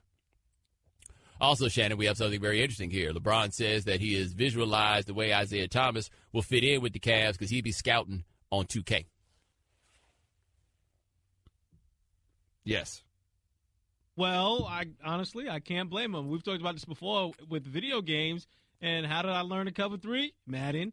So, yeah, absolutely scout on 2K. Well, here's my question, though. Is he playing with the Cavs on 2K, or is he setting it up computer versus computer and then watching 2K?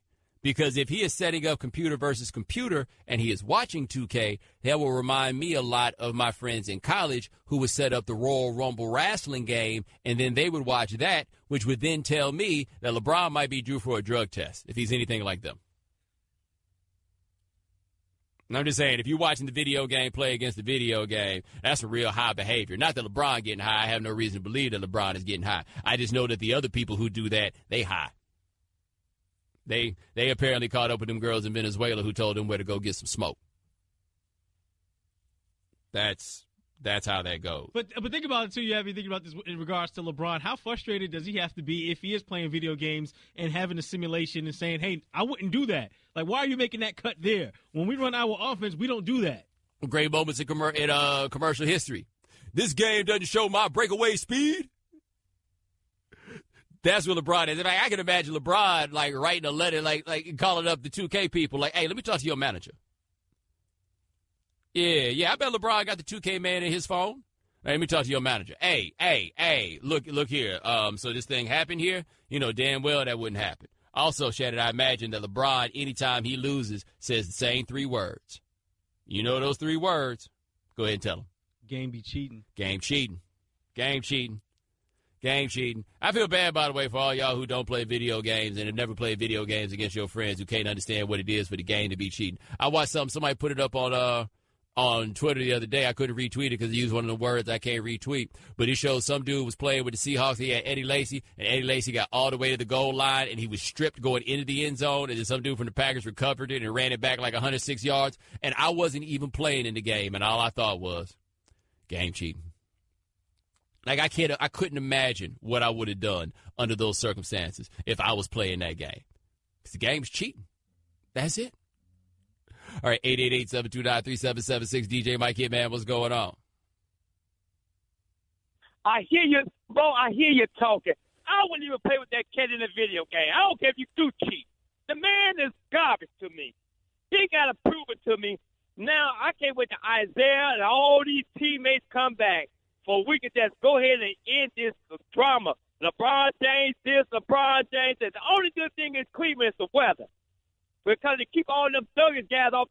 when it's cold outside with it, man. Then they'll raise up their pants because it's too cold outside. That's the only good thing in Cleveland. You say the cold weather make Cleveland better, Mike? Yeah, because all them guys walking down there with T-shirts with braids in their hair with their pants off, well, when it get cold, they're inside. And that's when the best time to go down to Cleveland because you ain't got to worry about them dudes hanging on the corner. But and Mike, LeBron James hold on, Mike. that. Hold on, Mike. You know people say the same thing about Chicago. One thing about Chicago, we got beauty supply store, a mom and pop store. We can go buy belts for $1.99. Okay, you got me. They ain't got beauty supplies down there in Cleveland. They got liquor stores and churches, but no beauty supply. When you say churches, you mean like churches fried chicken or like actual churches? Or church. Got I praise the Lord. Thank you very much. But Bo, he's not that crazy. Bo, when it's on the line, let me ask you something, Bo. If it was on the line, Steph Curry, LeBron James, the free throw line, who are you going with? Steph Curry. LeBron James, you on the free throw line. Who are you going with? I take Steph. Now you and LeBron James on the free throw line. Who are you going with? I think I still take him. Never doubt yourself, young man, because you are the greatest man on the earth. Never put yourself down because you are a man. And another man can't be defeated. How we doing, Bo? All right, Mike. Hey, Mike. Yes, sir. Hey, right fast, man. The people want to know your gamer tag. It's DJ Mike Hitman 88. You know what 88 stands for? What's it stand for? Pearson. That's right. Drew Pearson, look for 88. I'm online anytime. I just got you playing for somebody, my brother's football. I'll beat them down. Hey, man. Mike, make it happen, man. I'm so some people go challenge you tonight. I'll talk to you soon. Hey, Bo, when they challenge me, tell them don't cheat because I know when I see a cheater. How we go, Bo? All right, Mike. 888-729-3776. That is our telephone number. Chatting between Steven Jackson and Mike. I feel like we need to get them two to meet each other. Now, I don't know if we can record it, and if so, I'm definitely sure we couldn't probably air it. A lot of editing there. Yeah, you got something there. Also, I'm not sure, like, Steven Jackson might be the dude that might talk about the need to put his pants up. Or at the very least, might have been one of those guys at one point in his life. Who is to say? All right, 888-729-3776. That is our telephone number. Coming up next, is Falcons say it's the best rivalry in the NFL right now. We'll talk to Orlando Ledbetter, the Atlanta Journal-Constitution on ESPN Radio, the ESPN app, Sirius XM Channel 80. The Right Time with Bomani Jones. Ladies and gentlemen, welcome back to The Right Time. My name is Bomani Jones. Thanks for listening on ESPN Radio and the ESPN app. We are presented by Progressive Insurance. That's the old soul song of the day, Run, Rudolph, Run by Chuck Berry. That Chuck Berry Chris's album goes. The Chuck Berry Chris's album and the James Brown Chris's album, to me, are the 1-2, with Stevie Wonder comfortably in third. Anyway, on the line with us now, he covers the Atlanta Falcons for the Atlanta Journal-Constitution. His name is D. Orlando Ledbetter. All right, man, I've been trying to explain to people what a big deal this rivalry is with the Falcons and the Saints. So from your perspective, how big has this gotten really over the last 10 years? Well, they've been winning, Bomani, for the first 30 or so years. It was the battle of futility. You know, all the Saints had was Archie Manning. All the Falcons had a little later on with Steve Burkowski and some defense sprinkled in. And the two southern cities, the first to join the league in '66, was go at it for bragging rights. And the fans, a lot of relatives live in the respective cities, and it was a family reunion type of deal. So I always had some anchor into the rivalry, and then Sean Payton got to New Orleans, and then Michael Vick was here early on in Atlanta, and then it kind of took off here in the 2000s, and now we have a very big game here tonight with major playoff implications. And the other level is all the folks in New Orleans show up for this one. Oh, yeah, I walked on over from the goal lot in the rubble of the Georgia Dome, and the Saints fans were looking around for their tailgate because they used to party all up and down Northside Drive, and, around kickoff, they start second lining all the way up the street into the stadium together. It was always an awesome sight. They're looking for a new place to party now. All right, talk to Orlando Ledbetter, the Atlanta Journal-Constitution, here on The Right Time. Now, how big is this one for the Falcons? Oh, very big, Bomani. They have to, whatever formula you come up with for them to get to the playoffs, it requires a victory over the Saints. They could go 3-1, but one of those has to be a victory over the Saints. They play them here tonight, and then in 18 days on Christmas Eve down in New Orleans. So you might as well try to take the home game and have a chance to still win the division title. But if you don't win this one here, you don't have that chance, and you're basically a wild card team. Now, have the Falcons made and people around them made peace with Steve Sarkisian? Because there was a rough going a little bit earlier with the offense, but it's been better. Oh yeah, they 4-4. They were a little upset with Coach Steve. Then he got on the road there, put up 27 on Dallas, 34 New Orleans, 34 on Tampa Bay, and then got blanked last week as far as the end zone is concerned. So they're back out, ready to throw some slings and arrows at Steve Sarkisian if the offense can't score today, and if you can't get the ball to Julio Jones, how are you calling yourself offensive coordinator? Hey, it is a fair question, though, because it seems like getting the ball to Julio should be easy. Yeah, he's arguably the first or second best receiver in the league. I don't care if you got to give it to him on a reverse or a screen or put him in the backfield and hide him, but you should be able to figure out a way to get him the ball 10 times a game every week. All right, talking to Orlando Lebron, the Atlanta Journal-Constitution here on the right time. So on one side we got Mark Ingram and Alvin Kamara. The other side, Devontae Freeman and Tevin Coleman. Which pair of running backs do you think is better? Right now they're being outproduced. Whether the Freeman and Coleman are better than them, they're not. They don't put up the numbers that Kamara and Ingram are. Ingram's running pretty hard in between the tackles, and Kamara's got over 1,200 yards, making folks miss in space, running with power, catching screens. Fine kid. We covered him in high school here in Atlanta. He was the 2012 AJC Player of the Year at Norcross High, so nobody here is really surprised. But he did have a rough go of it in 3 colleges, starting at Alabama, JUCO, and then at Tennessee. So he's off to a great start in his career. You got to say Saints have an advantage right there tonight. Now, with the change in production from the Falcons running backs, is it really just a matter of the change in scheme going from Shanahan to Sarkisian? They were trying to mirror everything, but then Devontae started to slow down after the first 4 games and after the bye week, and they started putting a little bit more on Coleman's plate. Last week when Devontae came back, they went back to him more in an 80-20 type split. So they're trying to do it the same way, but at some point they may have to switch it around a little bit and spread more of it out to Coleman. All right, talking to Orlando Ledbetter of the Atlanta Journal-Constitution here on the right time. Now, how healthy is Atlanta going into this game? They're pretty good, Bomani. Andy Levitre, the left guard, started over 140 straight games in the NFL. He's out, but that's it. Ben Garland will take his place at 29, an old Air Force guy making his first NFL start. Brian Poole should be fine, and Desmond Trufant will return after missing 1 game in the concussion protocol. So they're at full strength in the secondary, which would be very important when Drew Brees does have to throw the football. Well, are you surprised at how the Saints have gone to being such a run-heavy team where Drew Brees is almost the game manager? Well, they kind of did that. They're following the old Elway model and the old Peyton Manning model late in their careers, where they shifted stuff to Terrell Davis for Elway.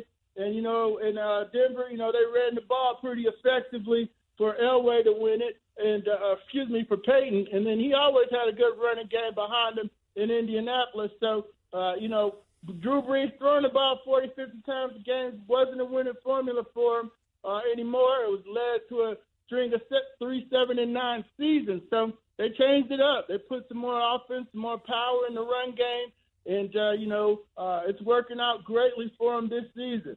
All right, before we let you go, we got Orlando Ledbetter, the Atlanta Journal-Constitution, joining us here on the right time. Warrick Dunn will join the Falcons' Ring of Honor tonight. Is he kind of the forgotten man of that Michael Vick era? Because it was all about Michael Vick, but Dunn showed up at the same time and was very important to that franchise also. Yeah, him and T.J. Dunn. It was Run DVD is what they called it back then, and that team had a great year in 2005, went to the NFC Championship game. My man Alan Rawson was returning punts and kicks. But, Warrick Dunn and Michael Vick on these stretch runs and bootlegs was definitely a combination of during that era for the Falcons. All right, that is Orlando Ledbetter, the Atlanta Journal-Constitution. Game's going to be tonight, man. Enjoy yourself. All right, thanks for having me, Bomani. Take care and have a great night. No problem, man. You too. 888-729-3776. This is our telephone number. No, man, this game, The rivalry is a fun one. The game's going to be a good one. The Right Time is brought to you by Pennzoil Synthetics. Take a synthetic motor oil performance to a whole new level. Make the switch to Pennzoil Synthetics today. All right, now, 888-729-3776. That is our telephone number. Coming up next, Tennessee managed to make a decent coaching hire. We'll talk to Wes Rucker of GoVols247.com about that on ESPN Radio, the ESPN app, Sirius XM Channel 80. The Right Time with Bomani Jones. Ladies and gentlemen, welcome back to The Right Time. My name is Bomani Jones. Thanks for listening on ESPN Radio and the ESPN app. All guests join us on the Shell Pennzoil Performance Line, just like our next guest. He's a writer at GoVols247.com. His name is Wes Rucker. All right, Wes, Phil Fulmer, more important that he solved this coaching search thing or that he won the 1998 National Championship? Right now, I think it's probably more important that he won that 1998 National Championship because there's people who got a lot of faith in him as a result of that. It's been a really, really rough year or decade for Tennessee athletics, I guess, and they just kind of want a big old blue-eyed teddy bear back in there, and they've got him, so I think that'll stabilize things for a little bit. Now, one thing you've said about him is that he is one of the best politicians that you have ever seen. So what were the politics that he had to navigate in order to make this happen? You mean the hire itself or getting the job? The hire. Well, I think that people always use that cliche football guy, but Phil Fulmer is part politician, part football guy. And I think he clearly wanted Tennessee to kind of reestablish its identity as one of those kind of physical, grueling SEC kind of teams. And it was pretty clear that by the end of it, I mean, he looked at Chad Morris a little bit, but he looked at the defensive coordinators at Alabama, Auburn, and Georgia. And I'll say this. If anyone knows much about Phil Fulmer, they know that man loathes the University of Alabama more than anybody could possibly loathe the University of Alabama. So for him to go out there and hire this guy who's an Alabama native, former Alabama defensive back, former Alabama assistant coach, and former Alabama coordinator, I mean, I'm telling you, Bo, Pruitt had to just crush that interview. He had to hit that thing like a Giancarlo Stanton distance to get this job. We're going to talk to Wes Rucker of GoVols247.com here on The Right Time. Now, the names that we heard about Fulmer hiring, Kevin Steele, Mel Tucker, and Jeremy Pruitt all have in common former Nick Saban assistants. Is he trying to out-Saban at Tennessee? That's a great question, and that's not maybe the route I would go because I don't think you're going to do what Alabama does and what Georgia does better than the way Bama and Georgia are doing it right now. But that's what Phil Fulmer wants to do. You could make the argument that before you become a national championship program, you need to make yourself a consistent 8, 9, 10-win program.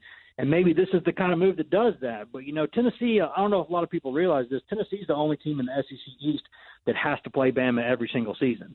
So Tennessee gets put behind the 8 ball in the East race to start pretty much every season as long as Saban's there. So, maybe they said, what, they went with a different guy, an offensive-minded guy for the past 5 years. It didn't work, so go get one of Saban's guys. It worked for Georgia. Now, Pruitt is interesting because he was really the hot name in 2013 when he coordinated that Florida State defense, but he didn't go for a head job then. He's 43 years old right now. What do you think about him as a hire for this job? I think it's certainly a risk, but it's got a lot of upside on it. There's no way around saying this is a guy who has never been a head coach, not at the high school level, not at the small college level, not at the SEC level. He's never been a head coach. And he's going into one of the, top 10 winningest programs in college football history, a place with an enormous, passionate, occasionally vitriolic fan base when things aren't going well. There's a lot of things that are going to come across his desk now that he's never had to deal with. Now, I will say this. You don't know that part, and it's a big risk. But this guy has everything else. This guy has got the exact resume that you'd want if you have to go the coordinator route. He's one of the best recruiters probably in college football. He's got a lot of personality. He's got a lot of football guys who like him. So it's not hard to sit there and extrapolate this and to say that he can be a head coach. But you know what? Until bullets start flying, you have no idea. Now we're talking to Wes Rucker of GoVols247.com here on The Right Time. Do we know what Pruitt might want to do offensively? That's a great question. I think that the guys he's looking at right now, I know he's looking at Clay Helton's younger brother, who's that quarterback's coach, has been working with Sam Darnold the past couple of years at USC. I think he's looking at him. I think he would maybe even consider Mike Loxley, who's currently Alabama's offensive coordinator, I should say. So I think Pruitt's definitely a defense guy, and you know that he's going to run that variation of that 3-4 bear kind of hybrid thing that Bama and Georgia do. We know that on defense. Now, what we don't know is on offense, and I think you're probably going to see some kind of a pro spread, but it's hard for me to to say right now. But if I had to guess, I'd say something like a pro spread. Now, what do you think of the Tennessee job at this point? Because I think because of the chaos, people have really devalued what they think this job is and what the ceiling is. Where do you think it is? I mean, I think you could argue that historically it's a top 10 job. Right now it's not a top 10 job. But, you know, when you come to this place, I think you see something that could be turned into a winner again really quickly. I mean, you've got some of the best facilities in the country. You've got a fan base that's as big as just about anywhere in the country. You got SEC network money funneling into there. You got a lot of big-time boosters. You got a lot of tradition there. I mean, college football has been played since 1869. That's not really a small cross-section. This thing's been going on for a long time, and I think only 8 programs have won more than Tennessee. So, yeah, I mean, they've not been doing it right for the past decade, but they've had Derek Dooley and Butch Jones. So, again, I don't know that you're looking at that from I don't know that you're saying you can't win there. I think you're saying that mediocre coaches can't win there. But if this guy's a good coach, I think he'll go out there and win because, you know, you look at the talent in this state now. I mean, I don't know if people across the country know this, but Nashville might be the fastest growing city in the country. I think something like 80 to 85 people per day are moving into Nashville, and you're getting better players out of there all the time. So I don't know that you're ever going to say this job is, you know, the USC job or Florida or Texas or one of those, or Florida State, Bama. But I think you could say that pretty quickly you could turn this into a top 10 job again. It's got everything you need from that perspective. You can be pretty much – I think you can get to like a half or two-thirds of the country's population within one day's drive of this place. So you can go recruit anywhere. Also, correct me if I'm wrong, talent hasn't been the problem except for that little stretch where Derek Dooley decided not to recruit an offensive lineman. Oh, there's no doubt. I mean, they had to replace those 6 or 7 guys who went to the NFL last year, and those are guys like Barnett, Kamara, Sutton. Those are Reeves Maben. Those are all guys who are starting or making a big impact right now in the NFL as rookies. Josh Malone, too. So, you know, they had a lot to replace this season. They had a lot of injuries, and that's going to happen. But, yeah, I mean, this isn't the kind of thing where if you look at a team and say it's an 0-8 SEC team, you know you're not dealing with the most talented team in the league. But if anyone steps into that room with some of those players and says this is the worst roster in the SEC, they're crazy. I mean, Tennessee this year had a freshman offensive lineman who, if he could declare for the draft early like in the NBA, he would be gone in the first couple rounds. They've got some talent on this team. What they need is someone to kind of put them in a direction to succeed and be a good football coach. So I don't think they're going to go out there and roll the ball out there and beat Bama and Georgia next season. But I don't think this is a 4 or 5 year process with the roster they have now. All right, we're talking to Wes Rucker, GoVols247.com here on The Right Time. In looking at this with Phil Fulmer making this decision to bring in Pruitt, has Jimmy Haslam been demoted as the king of the boosters? That's a great question, and there's a lot of – I mean, I've said before, this thing's been like Game of Thrones. You know, chaos is a ladder, and Philip Fulmer can work that ladder as well as anyone I've been around. So I think there's certainly something to be said because you know that whole Schiano thing would not have gone down if the Haslam family hadn't been behind it. You know, there's a lot of big boosters at Tennessee, but no one wields a bigger axe than the Haslams do. So, yeah, I mean, I don't think that, from what I've heard anyway to this point, and I can't prove it, I don't have it enough to firmly report it, but I don't know that the Haslams love this hire. And if this is a situation where you're finally starting to hire some guys that maybe wouldn't be at the top of the Haslams list, yeah, you've done changed the game a little bit. You've worked some game theory. You know, you've done some things. So I don't know that I'm going to call it a complete power shift, because I know how many millions of dollars, you know, every building on that campus basically is named after one of the Haslams. You know, they run the state. They have their own little empire here. So I don't know that you're ever going to throw them out of the equation, but you could say the past month maybe their effect has been minimized a little bit. And to clarify for those who don't know, Jimmy Haslam, you know, owns Flying J and owns the Browns. Can you tell people what his brother does? Yeah, his brother is the governor of the state of Tennessee.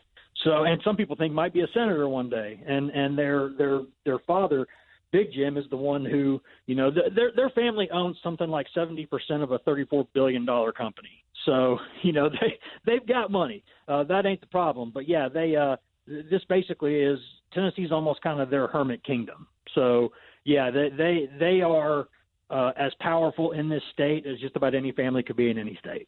All right, that is Wes Rucker. Check him out, GoVols247.com. My man, thanks so much. I appreciate it. No problem. Anytime, Bo. All right, now, Amazon has everything you need for the perfect holiday get-together, from whining to dining to reclining together afterwards. Visit Amazon today. The Right Time with Bomani Jones. Ladies and gentlemen, welcome back to The Right Time. My name is Bomani Jones. Thanks for listening on ESPN Radio and the ESPN app. All guests join us on the Shell Pencil Performance Line. Thanks to Wes Rucker of GoVols247.com for joining us the last segment. Thanks to Orlando Ledbetter of the Atlanta Journal-Constitution for joining us in the 6 o'clock Eastern Hour. Thanks to Steven Jackson for joining us in the 5 o'clock Eastern Hour. Thanks to Cian Fahey of PreSnapReads.com for joining us in the 4 o'clock Eastern Hour. Remember, if you miss anything live, check out the Right Time podcast available on the ESPN app. 888-729-3776. That is our telephone number. All right, Shannon, what we miss out on today? We know you can't be on top of all the news and information of the day. Now, if you haven't heard. All right, a big matchup in the NFC South tonight with New Orleans Saints at the Atlanta Falcons. And if you haven't heard, here's Bomani Jones earlier today on The Right Time discussing this matchup and why it's the best rivalry in the NFL. Look, I understand how it is that you all operate. I understand Steelers-Ravens. It's a great rivalry. It really is, and the games are always close, and they're always playing for something. But I'm telling you right now, I do not think that there is the level of hatred between those two teams that there is between Falcons fans and Saints fans. And that, to me, really is probably the mark of the rivalry. It's less about the games themselves. So, to me, I think the Carolina-Duke is a great basketball rivalry with great games, but Kentucky-Louisville, it means something a little bit different to the people who are involved in it. I would take that one as the top rivalry. That's where it is with Falcons Saints. It's a whole bunch of different things that came into play that got us to this place where this rivalry is what it is. But, dude, they hate each other. Did you see when they had the Mardi Gras float with the Young and the Wranglers and the picture of Matt Ryan on it? They supposed to be out there kicking it. I'm telling you, man, I don't see Steelers-Ravens hatred pop up on the internet like I see Falcons-Saints hatred. No one's ever going to have to live something down like the Falcons got to live down that lead in the Super Bowl I could have told you that they were going to blow. And the reason is because the Saints are going to do that. And here's the thing. I used to be a Falcons fan. Got off that narcotic. Still hate the Saints. Powerfully. Still hate the Saints. You know what the problem is? They won that damn Super Bowl. That's they won. Maybe the most anomalous Super Bowl win of all time. That's they won. It doesn't matter. Regardless, to the end of time, they'll have that one that they'll be able to hold over the Falcons. Look at my face right now. Mm-hmm. Just look at my face right now. Bring up some bad memories, Dude, it's not even the bad memories. It's bringing up Saints fans. Oh, they the bad memory. Oh, we were talking about bad memories? Hold on for 1 second, Bo. Anderson is here for most field goals. Look out! Right through! A pick block by Steve Gleason. It is scooped and scored by Curtis DeLoach. Touchdown, New Orleans! Yeah, remember that? Remember when that happened on Monday Night Football? You got to understand something, man. When you quit a narcotic, you don't really spend a whole lot of time looking back, thinking about the bad old days. In fact, I'm a little bit concerned. You know that I quit that narcotic, and here you are putting narcotic up in my face. What kind of friend are you? Bring that back, 2006 season. First game back in the Superdome. That was Mike Tirico on the call, Monday Night Football. We got big game tonight. Just want to make sure that folks still remember that happened. So. All right, honestly, that game means so much to Saints fans. I watched that game. I barely even remembered it. I had no idea that they was putting a whole rebirth on that game. And it's funny when you go back and watch it. It's kind of like the Falcons knew, we got no shot on this one. It's like going up against Hulk Hogan in the main event. Yeah, we got no shot. Sometimes you walk in and you just know what it is. Sometimes at the time you had to let them be happy because they never had nothing before. Now they got that damn Super Bowl. All right, there's a petition started by Oklahoma fans to have a statue erected of Baker Mayfield, and the statue would be him when he planted the flag in the Ohio State Stadium.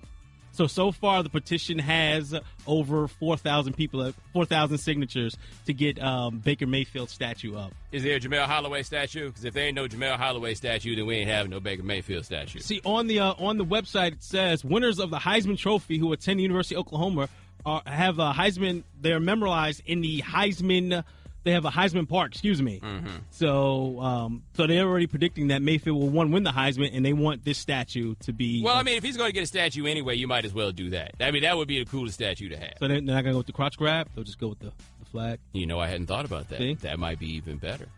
All right, switching to the NBA, where Seattle Mayor Jenny Darkin told reporters that a deal is in place to renovate the Key Arena in hopes of luring an NHL and, more importantly, an NBA team to Seattle. Fine, leave. We are not going to bow down to your demands, NBA. Wait a minute, y'all actually going to leave, but we want a basketball team. Can we have a basketball team? Can we please have a basketball team? Isn't that how it went? They have a deal in place right now with LA-based Oakview Group. And Oakview Group would privately finance a $600 million remodeling of the stadium. And the deal includes $20 million in cash and then in-kind contributions to nonprofit organizations and $40 million for traffic improvements. Here's what Seattle people got to understand, man. Nobody missed y'all. Now, you can talk about how big your media market is and how the NBA went down in market by going to Oklahoma City, and all of that would be correct. But none of that changed the fact, man, don't nobody miss y'all. Y'all gone. It happened. I guess you can't get on board with the Trailblazers. Get you on that league pass. You can still watch the NBA. All right, speaking of the NBA, we got a fun one tonight in Philadelphia, Lakers and Sixers. I just thought about this. We're 6 weeks in this whole Markelle Fultz thing. Still haven't heard any word on his health. Would it be smart for Fultz and the Sixers to go ahead and take a medical red shirt here? I mean, I guess there's nothing to lose from it necessarily. Are they still tanking?